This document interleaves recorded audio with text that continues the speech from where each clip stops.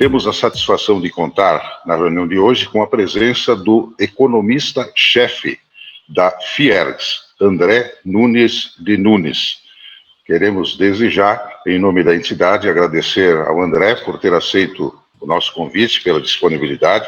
Sabemos muito bem, estimado André, que sua agenda é bastante concorrida, repleta de compromissos, mas, mesmo assim, está conosco hoje e é uma satisfação muito grande contar com a sua presença na nossa reunião.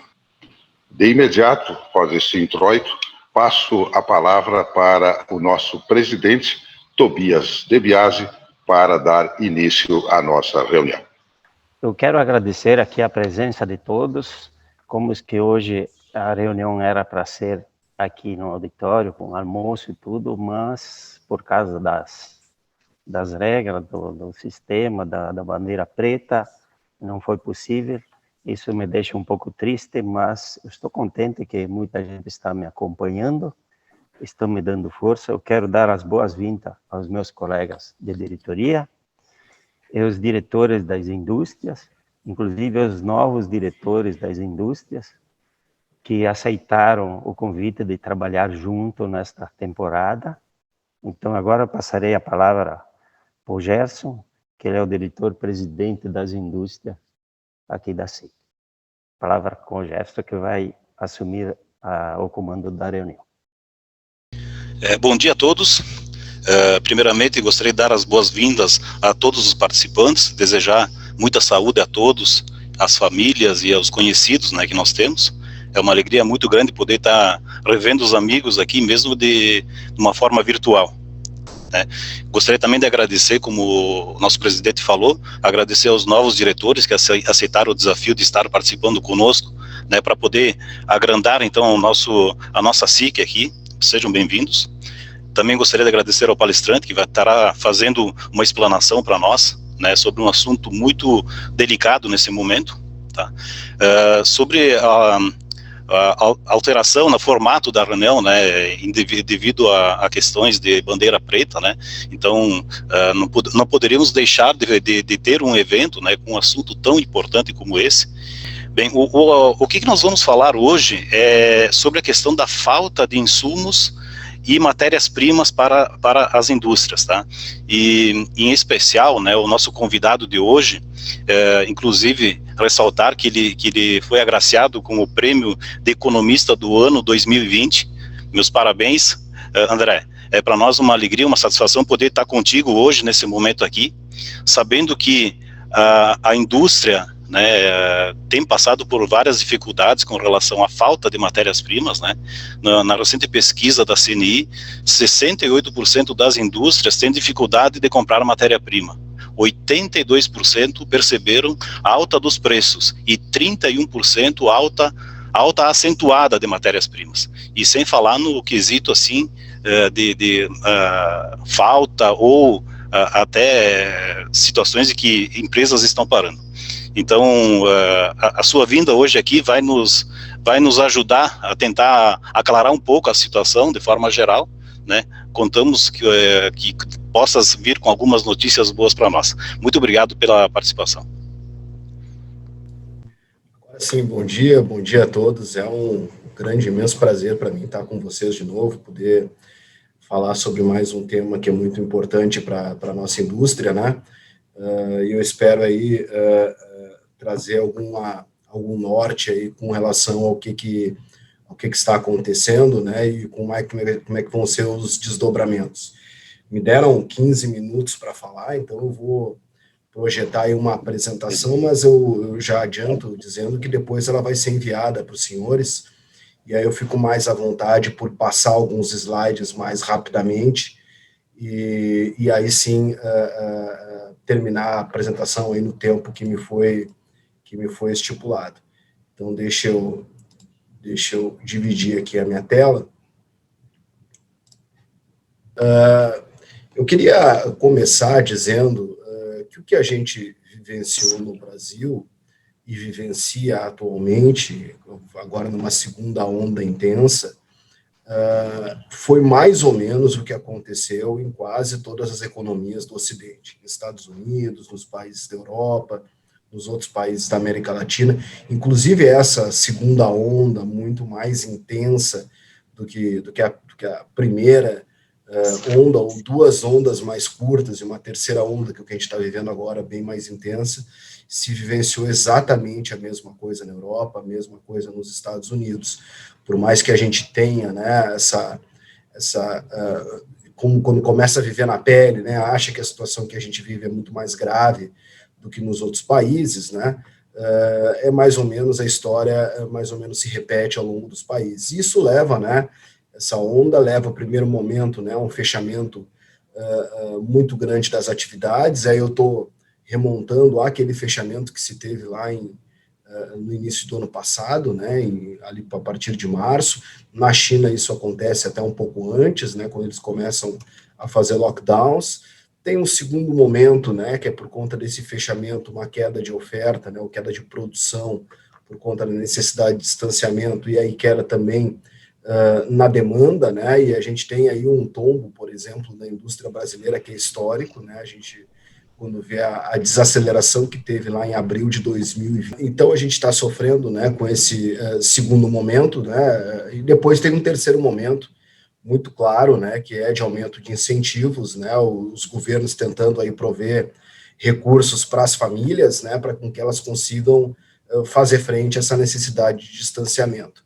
Né, a incerteza diminui, a demanda volta com uma certa intensidade, e a gente acaba vendo, né, esse descasamento entre oferta e demanda. Pessoas com dinheiro no bolso, sem a possibilidade de consumir serviços, né, o cara não consegue tirar férias, não consegue ir à praia, não consegue consumir, né, serviços, ele acaba naturalmente, né, e com uma renda maior, ele opta por fazer uma reforma em casa, por talvez trocar de automóvel, né, na medida em que a incerteza diminui. O problema, né, é que a gente, primeiro, né, a gente, deixa eu botar em modo apresentação aqui, primeiro, né, a gente tem, vê isso em quase todas as economias do mundo, o que gera uma dessincronia das cadeias produtivas muito grande. E a segunda, né, esse aumento de custo, ele acaba sendo percebido, né, porque ele acontece quase que de uma vez por outra, né, quase de uma hora para outra, né. A última vez que grande parte das indústrias, né, no ano passado, por exemplo, tinham comprado insumos, matérias-primas, era lá por março, por janeiro e fevereiro. Então, fica aqueles 2 meses que a indústria fez seu estoque lá para produzir, recebeu pedidos, e aí tem lá março e abril em que a produção cai muito, a demanda some. Nesse período também, quem precisou comprar algum insumo, matéria-prima, comprou com o preço antigo, e aí vem a atividade, recomeça aí por junho, julho, agosto, setembro, muito mais intenso, e aí se soma, né, a escassez desse produto que não foi produzido, de insumo e matéria-prima, mas né, o aumento do preço internacional, na medida em que isso está acontecendo em todas as economias, e soma-se a isso também a desvalorização da taxa de câmbio. A maioria desses produtos que a gente fala aqui, né, aço, plástico, papelão, tudo isso acaba sendo influenciado diretamente pela cotação de commodities internacionais, pelo preço da celulose, pelo preço do minério de ferro. Então, isso acaba, pelo preço do petróleo, né, isso acaba naturalmente aumentando o custo de produção dessas matérias-primas. O que a gente consegue ver, né, essas commodities, né, elas têm uma oferta que é muito restrita, que é muito rígida, então qualquer movimento em termos de quantidade acaba gerando um aumento, uma variação muito maior em termos de preço. A gente se acostuma ao longo do tempo ver isso com o petróleo, né? Tinha lá o PEP, né, que é a Organização dos Países Produtores de Petróleo, elas diminuem, por exemplo, 5% na produção global, o preço dispara mais de 20%, né? Porque as quantidades, né, pequeno movimento de quantidade num produto que tu não tem muito para onde correr, que são poucos fornecedores, que são poucos produtores, gera um aumento muito grande em termos de preço. E a gente começa a ver isso ao redor do mundo, né? A economia mundial começa a observar um processo de reinflação, e aí eu falo principalmente, né, dos países desenvolvidos. A falta e alto custo de matéria-prima, né, são problemas para as indústrias dos Estados Unidos, da Alemanha, da Inglaterra.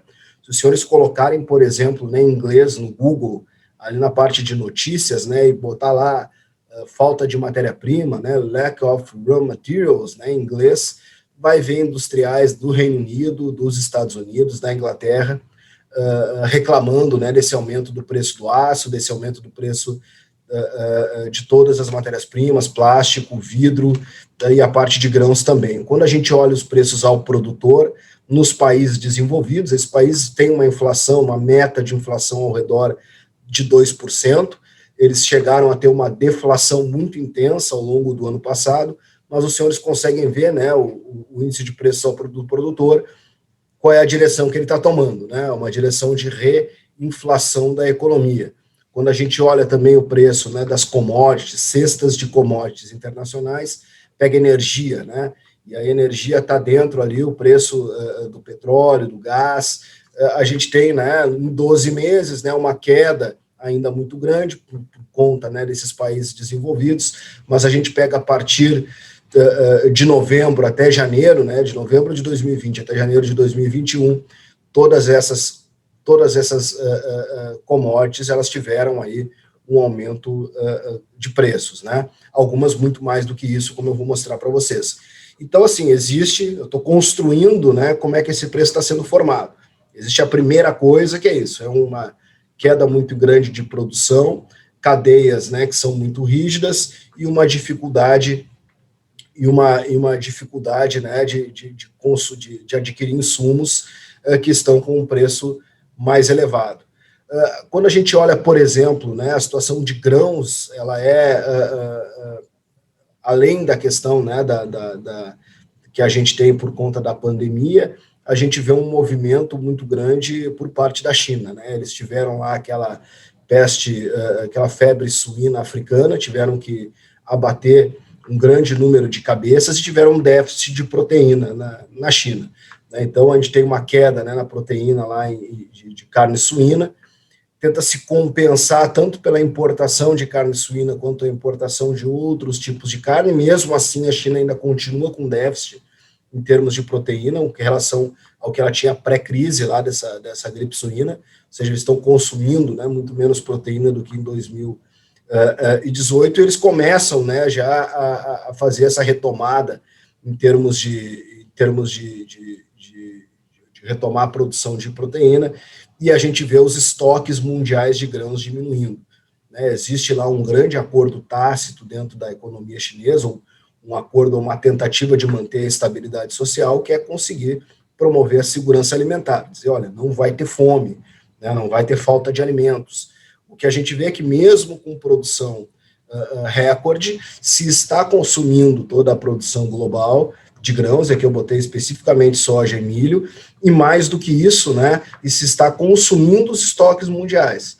Então se consome toda a produção e ainda se abocanha um pouco dos estoques ao longo dos últimos anos. Isso faz com que a gente tenha, né, esses bens subindo aí absurdamente, né, o custo. E aí vai bater, né, e aqui eu estou falando em preços globais, evidentemente quando a gente pega preços, por exemplo, aqui no Rio Grande do Sul, que se junta com a questão da estiagem que nós tivemos no ano passado, né, os preços aí sobem muito mais do que a gente tem na média global. Junta-se a isso ainda, né, a desvalorização cambial, e por aí vai, a gente vai compor aí um aumento de custos muito grande para quem utiliza grãos ou outros produtos, né, derivados da agropecuária, né. A distorção, né, entre oferta e demanda, né, tem avançado em diversas cadeias produtivas, né. É interessante a gente ter essa noção de que não é só no mercado brasileiro, não é só com um setor, é com todos os setores. Logo, a gente tem um problema aí para endereçar, que é um problema de todo mundo. Eu sempre tive um amigo que ele dizia, né, que o problema não é ir para o inferno, é chegar no inferno e não encontrar nenhum conhecido. né? E aqui a gente está todo mundo numa situação ruim, né? Mas está todo mundo se encontrando sobre o mesmo tema. A gente fez um informe muito legal discutindo a questão do informe econômico aqui da Fiergs, discutindo a questão do preço do aço. Posso encaminhar para vocês, depois vou falar um pouco mais sobre isso. Mas a gente tem também, né, impactos muito grandes em termos de resinas plásticas, né? O principal produtor, fornecedor da matéria-prima, né? Todos conhecem aí, que é a Braskem, né? Ela não dá conta de atender o mercado interno. E mais, mesmo fazendo, né, quando a gente soma lá com as importações, e sem contar com o aumento do custo do barril do petróleo, né? Então, a gente trabalha, né, na parte da Braskem, lá a gente olha a utilização da capacidade instalada, eles estão trabalhando, né, com uma utilização muito alta e não dá conta, né? A gente vê muito fornecedor no interior, muita demanda no interior do Brasil que acaba não sendo atendido. O cara que está lá com uma indústria no interior de Minas, né, que é um caso até que saiu na televisão esses tempos, ele dizendo, olha, não faz tempo que eu não consigo receber produto aqui. Papel e papelão, né, além de toda essa questão, né, do aumento da demanda, né, em termos de retomada da economia mundial, a gente vê uma mudança de perfil do consumo após a pandemia, né, que gerou um excesso desse produto. Tudo que a gente demanda, né, lá, desses sites de internet, qualquer produto de consumo, ele vem lá super embalado, né, e isso acaba demandando muito mais papelão, e a gente consome muito mais pela internet hoje em dia. Eu consumo muito aqueles livros da Amazon, ele vem lá super enrolado lá em papel e papelão, né, para conseguir dar essa proteção, né. Além disso, né, a pandemia também leva à queda na coleta de material reciclado, que é uma coisa também que acontece com o vidro, né? A gente também diminuiu a coleta de reciclado, junta-se a questão do vidro, né? Além do aumento da demanda, né, das pessoas consumindo em casa, talvez produtos, né, em menor quantidade, o que leva, né, um aumento relativo do uso do vasilhame, né? A gente tem um aumento do custo de produção do vidro, né, por conta do gás natural, aí, que é um dos principais componentes aí do custo do vidro, que subiu aí 32%, muito por conta também dessa desvalorização da taxa de câmbio.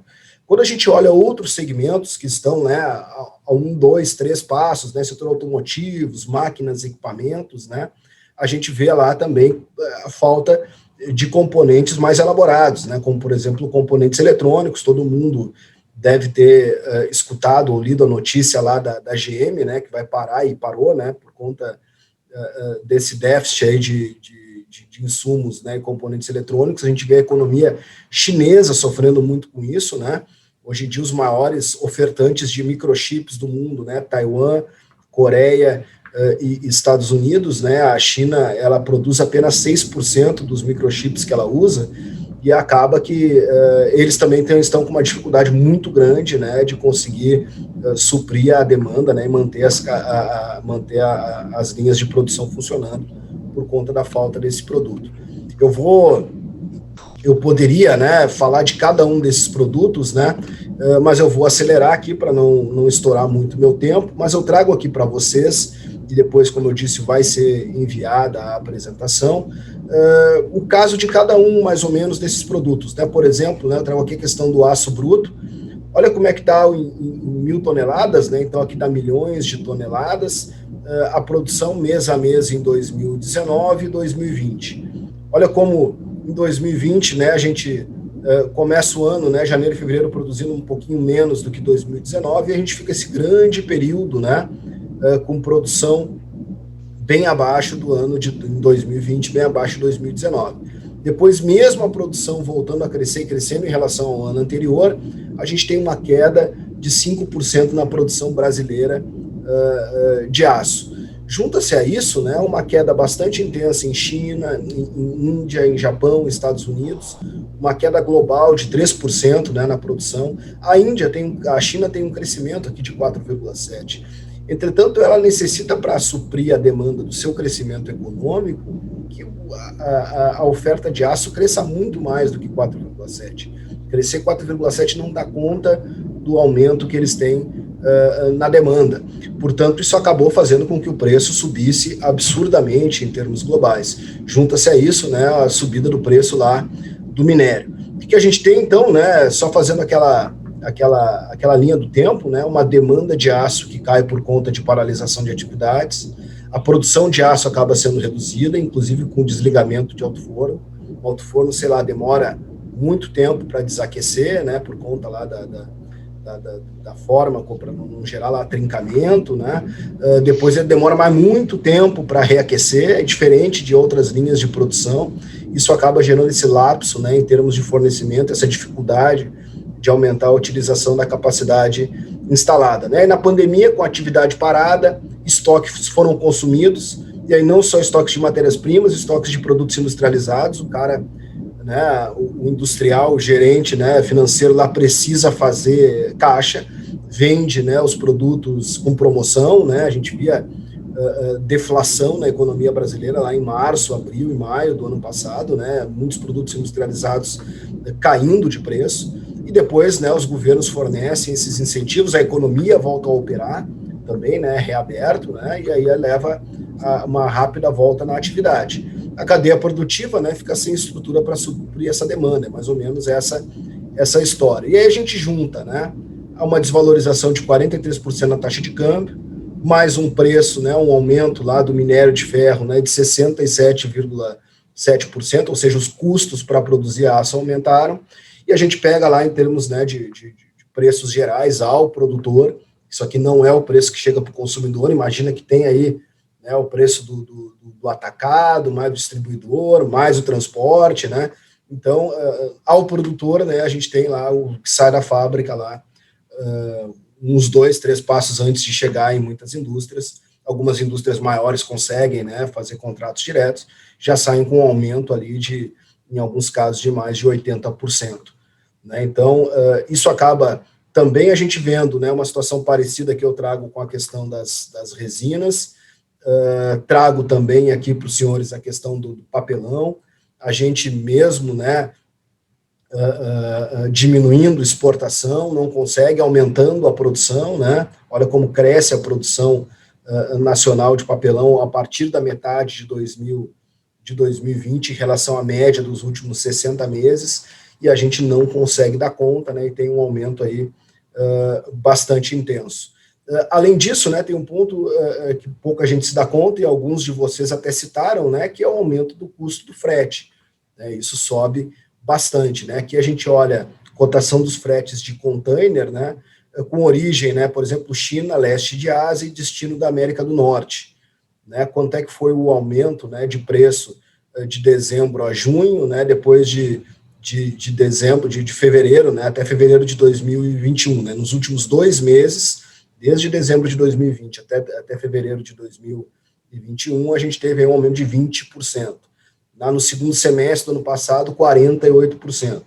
Quando a gente pega, por exemplo, China, né, ao norte da Europa, né, a gente teve lá no segundo semestre um aumento de 207%, em 2 meses a gente teve um aumento de quase 70% da cotação do frete. Quando a gente pega a cotação lá global, e aí não é Brasil, infelizmente esses dados aqui a gente não tem de Brasil, não existe esse índice, e a gente tem aqui uma cotação em dólares, né, dos containers fill, né, aquele de 40 pés. Os senhores olham como a gente teve um impulso muito grande, né, de novembro de 2020 a fevereiro de 2021, um crescimento do custo de 211%.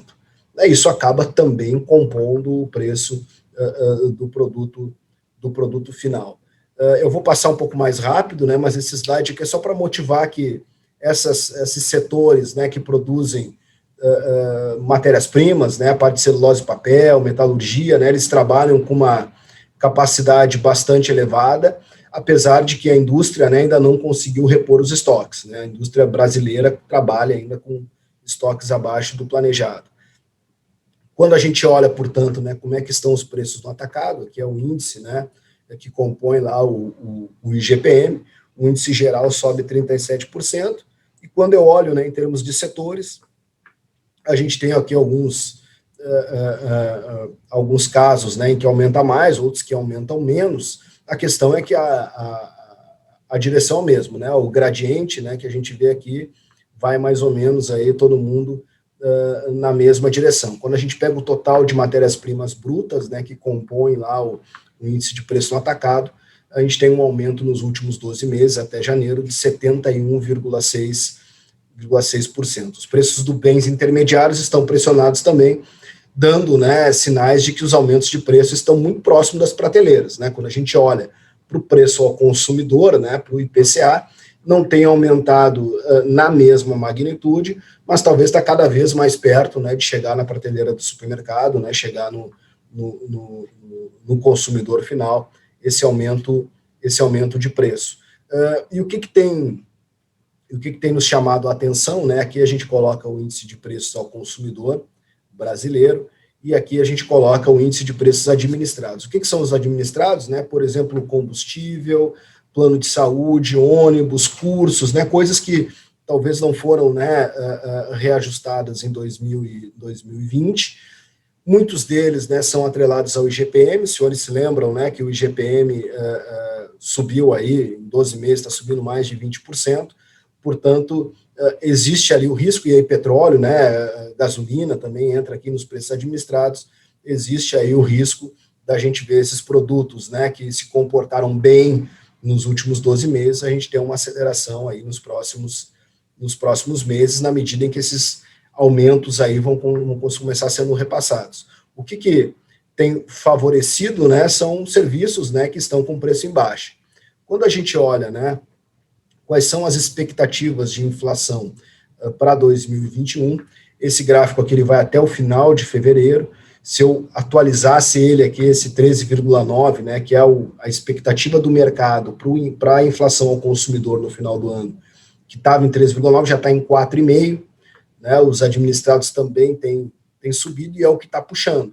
Né, muita coisa que é reajustada por IGPM ou que não foi reajustada em 2020, vai ter algum reajustezinho, só isso já vai ser suficiente para puxar um pouco a inflação para cima. Né?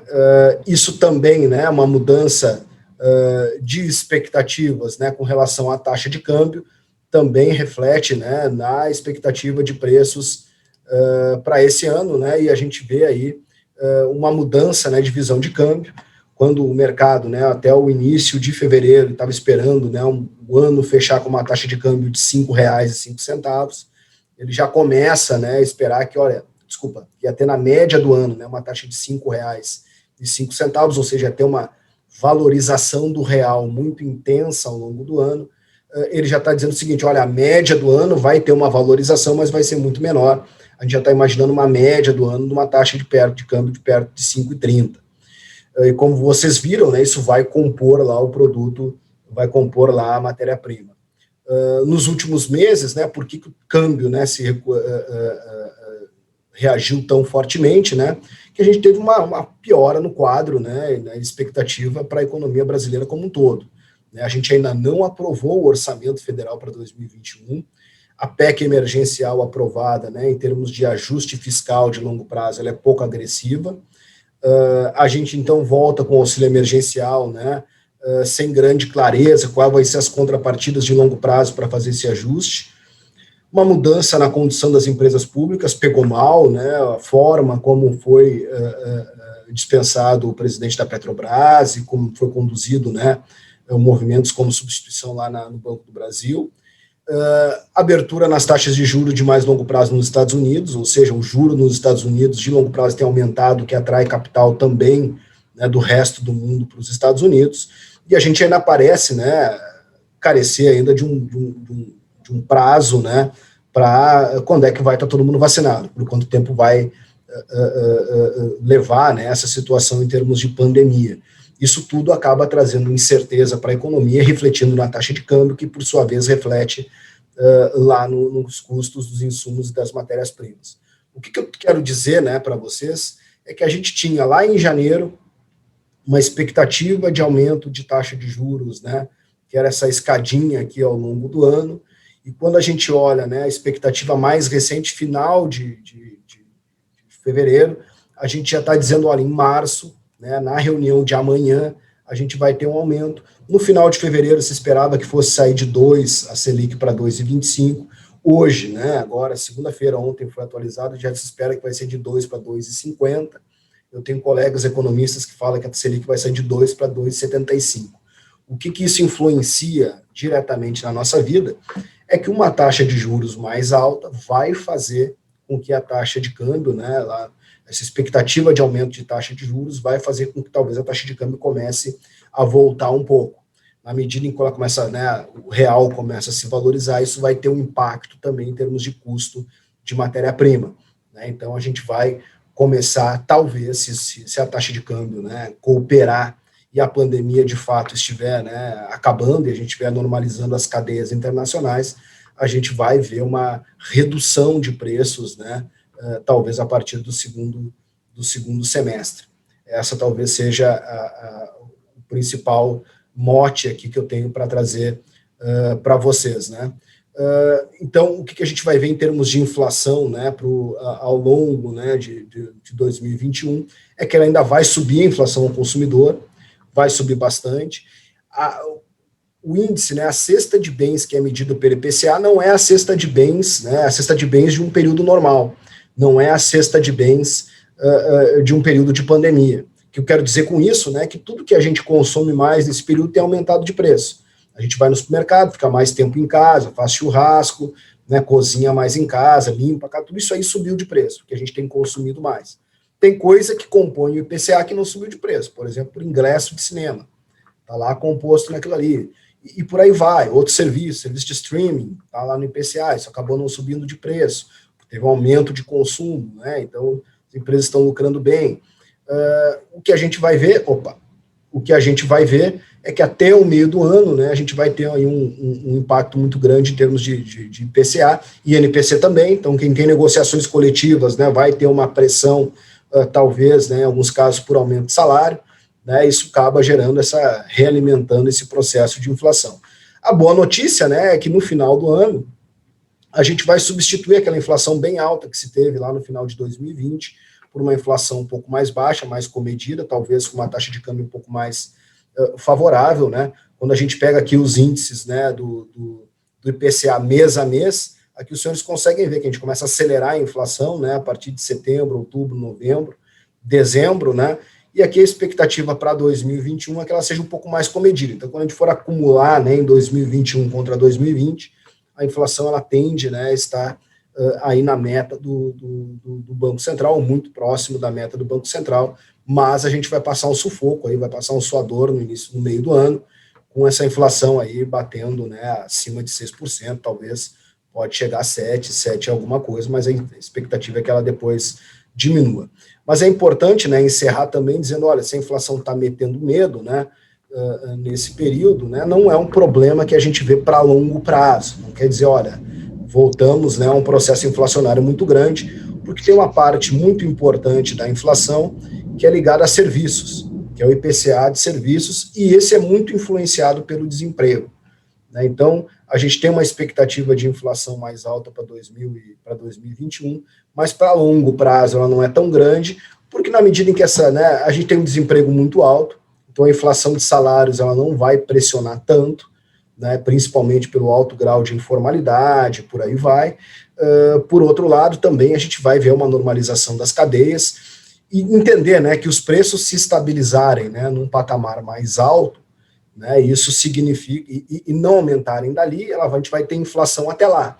Né, o processo inflacionário é um aumento contínuo e generalizado dos índices dos preços. Né, o aço subir 100% e ficar em 100% e não subir nos outros meses, né, a gente teve uma inflação nesse período. Né, para os outros meses fica caro, mas não fica gerando, né, não fica acelerando o preço, não fica gerando inflação. Então a gente tem um problema que está muito concentrado, né, por conta dessa retomada aí em segundo semestre de 2020 e 2021, mas a tendência que a gente já vê também em outros países é de normalização de cadeia, de estabilização de preço, e no Brasil tem esse ponto aí fundamental que é a questão da taxa de câmbio, e que tende, né, a apresentar aí talvez uma melhora a partir do aumento da taxa de juros. Era isso que eu tinha para falar.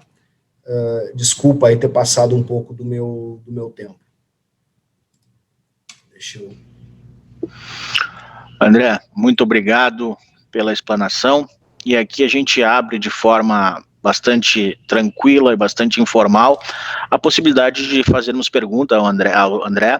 Se alguém quiser fazer pergunta direto aí, abra seu áudio aí e só dê seu nome para a gente identificar aqui, se não é só postar no chatzinho ali, a gente faz a pergunta direto para o André aqui.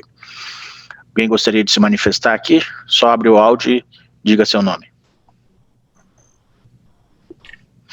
Começamos André, pelo Gerson. O Piva aqui então. Vai lá, Piva. André, bom dia. Você comentou sobre a taxa de juros que tem uma tendência de subir a 2,5. E você comentou que o dólar tem uma tendência de fazer o inverso. Qual é a perspectiva dessa desvalorização do dólar, que é a valorização do real, e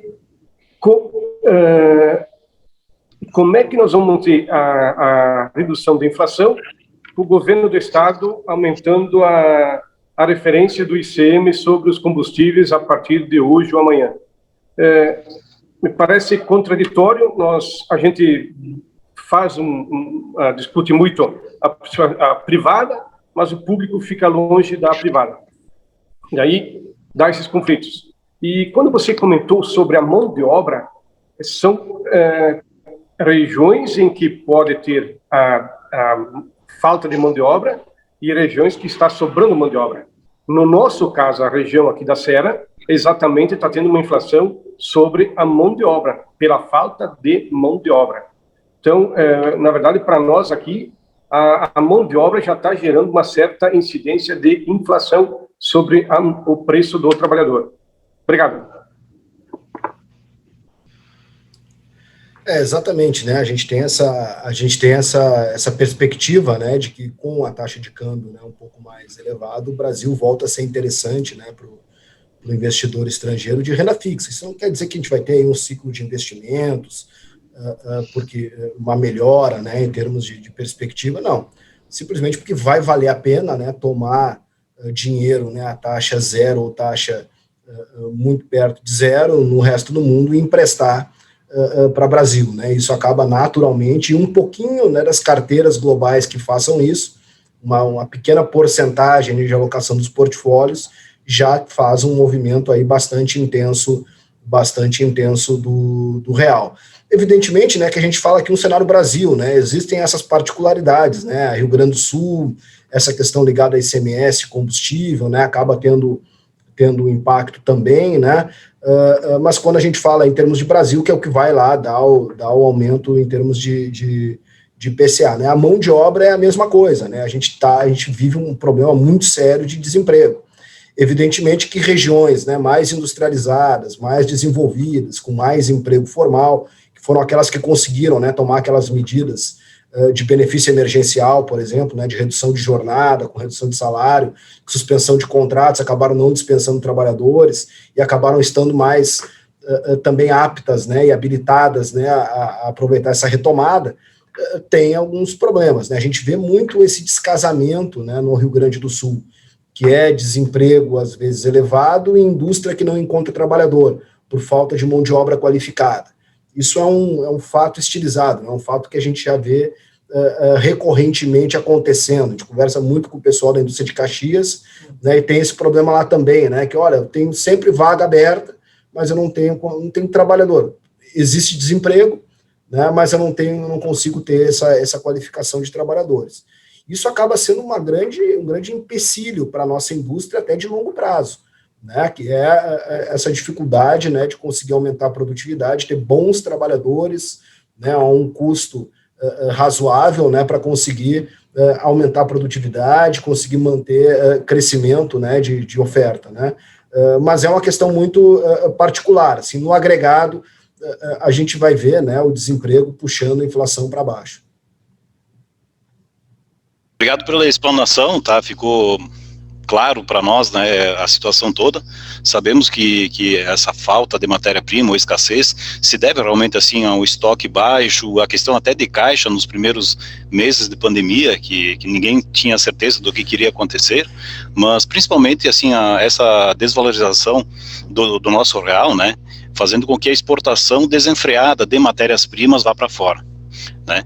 E tendo em vista até um estudo que o nosso colega Orlando mandou para nós sobre desindustrialização aqui no Brasil, aqui no Brasil a indústria, a cada R$1 que é gerado na indústria, ela consegue captar mais R$1,67, ou seja, mais que o dobro daquilo que gera, né? E essa venda desenfreada de matérias-primas, commodities para fora, mais aquilo que o próprio Orlando comentou aí sobre a questão de biodiesel ou etanol à base de milho, faz com que a gente fique sem recursos, né, ou matéria-prima básica para nós aqui escassas, e nós cada vez mais estamos menos competitivos.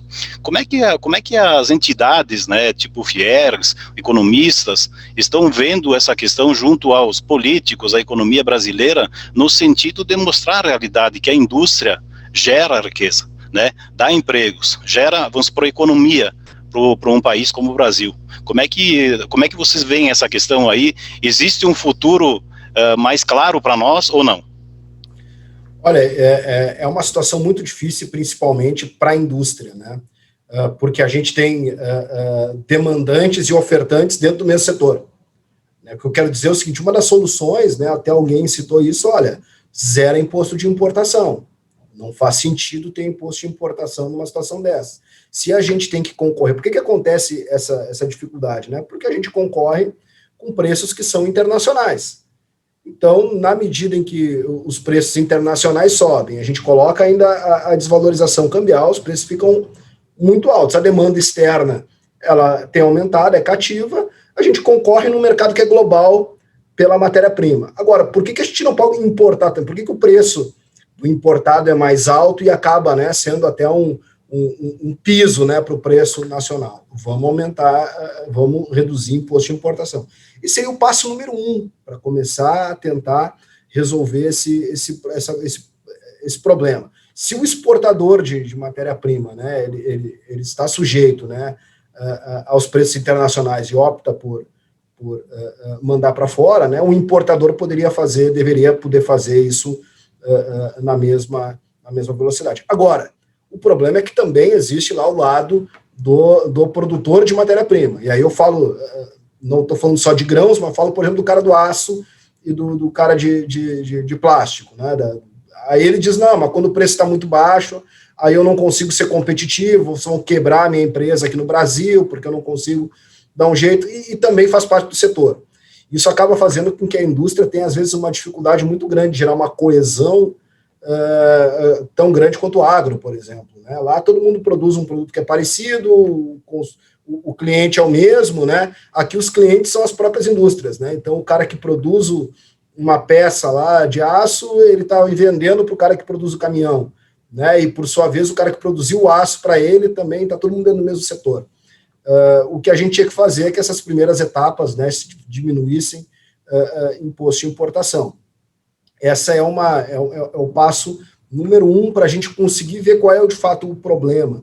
Quando a gente olha os dados de comércio exterior, não existia um aumento tão grande em termos de exportação. Não existia um aumento, mas o nível talvez ele já seja grande, né? Naturalmente a gente atende um mercado externo muito grande. A questão é essa, é que os preços, a gente está sujeito a preços internacionais. A demanda, a produção de fato não foi capaz de atender toda a demanda, muito por conta disso que tu falou, Gerson, que a indústria vendeu estoque a qualquer preço no período da pandemia, porque ela não sabia o que ia acontecer, pô. Já vinha boleto chegando, vinha conta chegando, né, para pagar, tinha que dar um jeito, tinha que desovar estoques. E a demanda voltou, a indústria não tinha estoque, não tinha nem de produto final, nem de matéria-prima, ou seja, existia uma escassez que a gente vê refletir em preço. Quem for querer comprar um automóvel agora, dependendo do modelo, vai ficar lá em fila de espera de 60, 90 dias, não vai ter automóvel.